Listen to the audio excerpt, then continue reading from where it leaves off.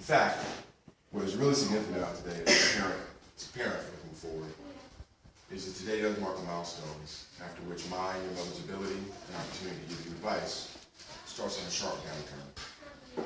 Yet, the irony, we hope, is that you will find all the advice and guidance we give to be relevant at some point. After 16 years of being in your life, having listened to me day in and day out for at least 10 or 11 of them, don't worry, I'm not going to give you any more advice today. Instead, I'm going to talk about a little bit about what it's meant to be your stepdad. First, let me say that before embarking on this journey of being a stepdad, I consulted with a few of my closest friends, my parents, who were themselves stepchildren. They all gave me good advice. But the most memorable words came from my dad, who said that being a stepdad is special.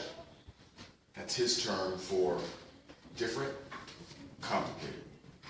He called my attention to the importance that people do or don't place on being blood relatives, and he surmised that when a kid is born, his parents look at him and they see themselves or perhaps some other relative.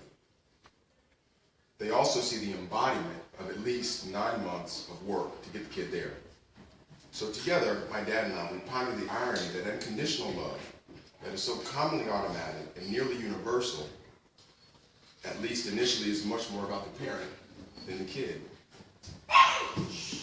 On the other hand, thanks to Walt Disney, the step-parent and child relationship usually involves the word evil, and more typically described with less magic and grandeur, at best conjuring images of two prisoners wrongly convicted of the same crime, chained together at the arms and ankles, whose paths have crossed at a specific moment in time for an opportunity to escape. And first, each prisoner tries to dominate the relationship in the quest for freedom.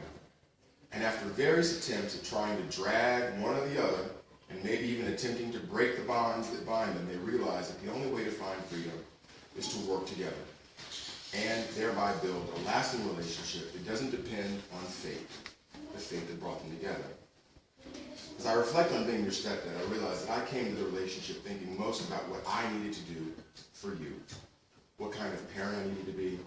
I worried about what to say when you told me you were scared to go to first grade. I had a lump in my throat when they called us to say you had to go to the ER at camp. I had my doubts that I could teach you how to ride a bike without ending up in the ER. And although I've never been squeamish at the sight of blood, having you stick me as part of learning how to give intravenous infusion was not on any published list of things to do with your kids to be considered a good parent. But as your mother and I prepare to usher you out of this nest, the foundation of my love for you is just as grounded in what you've done for me. You've taught me to be more patient, listen more, be more accepting, focus on what's important in life, try to see things from different perspectives, even when I don't have a chance to really understand. As I say these words to you, I don't really expect you to fully appreciate them until you have your own kids. And hopefully that will be years from now.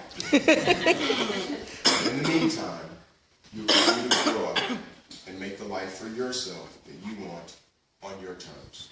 Congratulations. Hear, hear.